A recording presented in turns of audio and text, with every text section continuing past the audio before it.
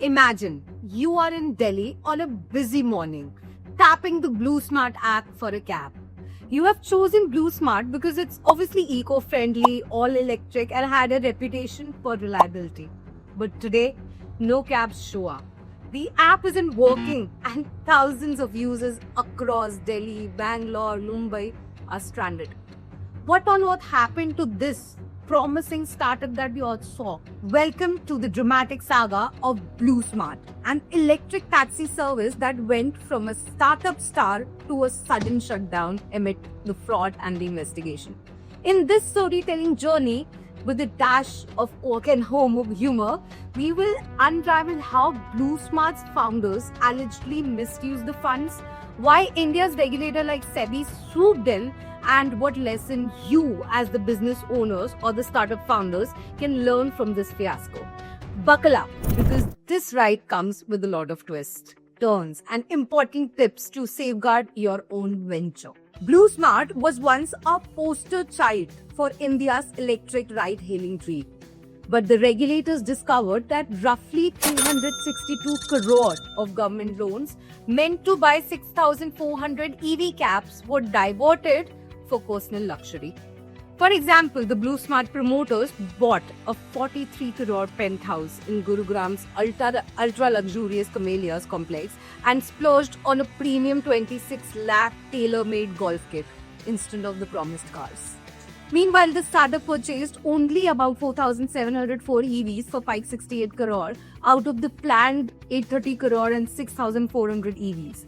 The 262 crore unaccounted. In short, the money meant to electrify the fleet instead fueled a lavish lifestyle.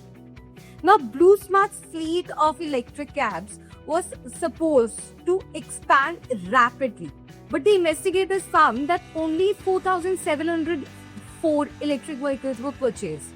Now, this vacuum of 262 crore unaccounted, obviously, guys, SEBI had to come in. Now, SEBI inquiry described a complex web of transactions.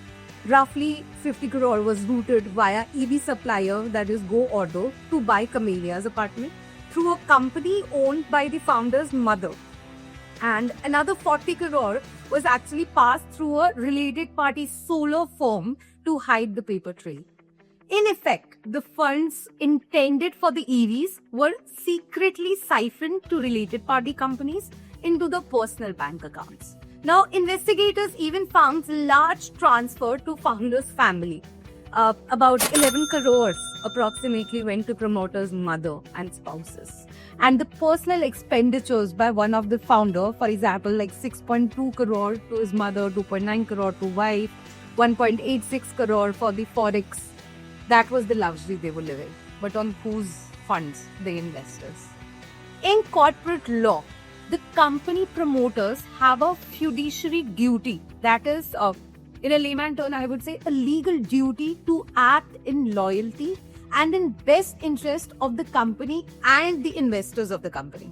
This means that you must use the investors' fund for the business and not for your personal lifestyle. Now, to have a little better understanding about this, let me tell you what is related party transaction. Now, related party transaction deals between your company and any firm or family members you control and must also be disclosed at a fair value.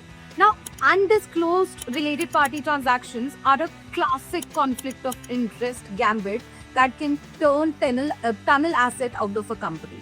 Now, in Blue Smart's case, the promoters ran day-to-day operations at both the EV startup and its sister firm, that is Gensol, and routed the loan money through those affiliates, that is the sister firms. Now, this actually breached their fiduciary duty and the governance norms that are under the laws in the Companies Act.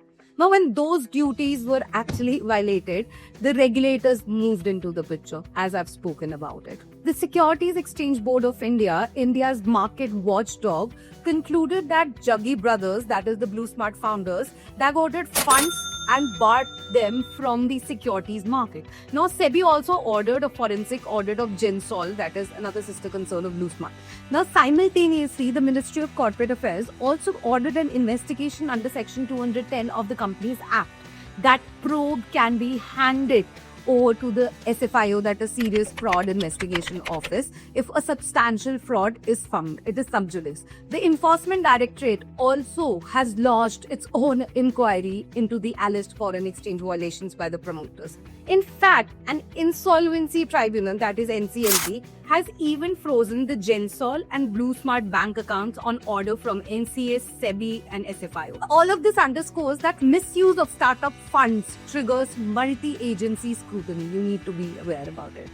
Now, what is the investor pushback in such a situation? Because for investors, sharper due diligence and more rigid contracts is the call. The BlueSmart fallout sent shockwaves through the startup investor community. Venture funds now demand tighter scrutiny of founders and the financials. Now, for example, the investors are asking founders to fully disclose all the sources of personal wealth and company dealings. They are broadening the definition of the bad lever events, which is previously only a criminal charge might force a founder out, but now breaches of key covenants like non-compete clause or the funding term qualify too. In other words, any major contractual violation can actually trigger founders' removal. That is what the investors demand. Now, new investment deals are also structuring fundings in tranches, because obviously what they have seen in the past. Rather than disbursing huge lump sum upfront, funds are released on milestone by milestone basis and are contingent on the performance. This deferred payment model keeps checks in place, enforce ongoing due diligence, and means founders can not run off with the full pot. In addition, the term sheets now often include clawback provisions, legal clauses that let investors reclaim funds or equity if later fraud is discovered. Many contracts build in explicit downside protection, example, liquidation preferences, veto rights on risky spends, sharper oversight covenants. Now, together, these measures give investor more control and recourse if a founder ever tries to divert the asset, which just happened in BlueSmart. Now, in the next segment, I would want to talk about the practical takeaways for founders and the small and medium companies out there. Number one is strengthen your governance. Now, implement an independent board or advisory panel and hold regular board meetings. Now, strong oversight like audits and reconciliation can actually catch the red flag early and deter the misuse of funds. The second important thing is be transparent with the transaction. Fully disclose any related party dealings. Keep contracts and books clean when you transact with family or your affiliate companies. Remember, undisclosed related party transaction can hide tunneling of company money. If an insider deal is needed, example leasing or supply, get the board approval and document market pricing to avoid the conflicts later. Now, the third important takeaway is structure funding and clauses should be drafted wisely. Work with investors to set milestone-based disbursement, that is staggering funding, and not one upfront payout. Include clear bad lever and clawback clauses in the term sheet so that serious breaches like fraud or contract violations, etc., automatically reverse the equity of the funds. Now, this alignment of interest protects both the founders and the backers, that is the investors. The fourth thing is that know your fiduciary duties. Always act in the company's interest. Use the investor money only for business purposes. Avoid even the appearance of self-dealing. Now, if you borrow funds like loan or equity, plan and execute as promised. Any deviation from the same can be legally actionable against you. The fifth tip is document everything and comply. Now, maintain a clear accounting record and meet all the legal compliances, that is taxes, filing, loan, covenants, etc. Accurate disclosures builds trust. First documents invite SEBI, MCA, Enforcement Directorate, SFIO, everybody. In BlueSmart's case, falsifying loan statement worsened the fallout when it was. The sixth tip is cultivate a culture of integrity within the company. Lead by example. Emphasize ethical conduct and financial discipline in your team. In startups, integrity is as important as innovation. A breach can destroy your reputation and derail the business faster than anything. Now, founders should actually take BlueSmart saga as a cautionary tale, guys. Flashy growth ambitions must never eclipse legal and ethical fundamentals. By embedding strong governance, clear contracts, and honestly into your business DNA, you not only protect the investors and your employees, but you safeguard your own company, your own startup's future. I hope you find this video little knowledgeable, or share it with someone who might need it, and do not forget to like the video and hit that subscribe button.